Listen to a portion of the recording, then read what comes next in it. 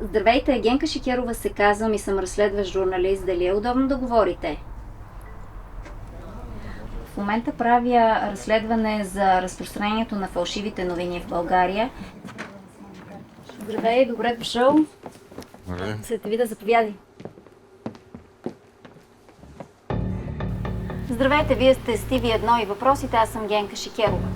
Кой, как и защо разпространява фалшива информация? Нека да припомним ситуацията от 2018 година, когато десетки притеснени родители на български деца се втурнаха към училищата. Родителите са в голяма паника, не знаем какво става тук. Държавата ще взима деца.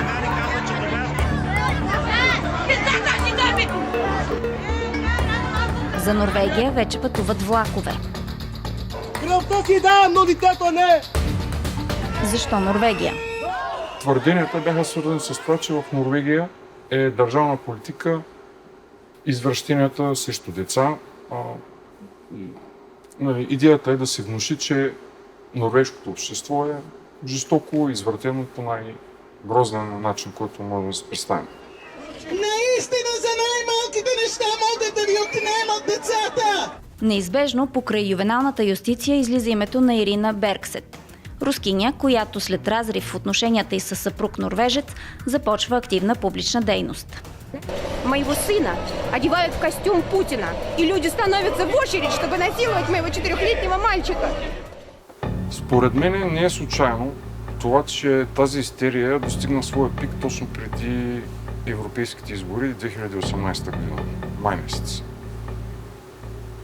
И целта беше да се създаде политическа обстановка, която да издигне на вълната на тази истерия удобните за Кремъл политически лица, които да влязат в Европейския парламент, където да...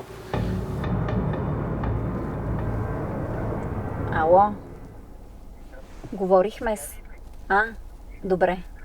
Да. Това е голямата лъжа. Тоест, казва се някаква изключително широка, шокираща, голяма лъжа, която човек тя е толкова абсурдна, че човек не може да се представи, че този, който я изрича, може да лъжи по такъв нелеп начин. Общо взето насочени към западните държави, към западния свят, и целта е да ги обрисуват като морално разложени общества.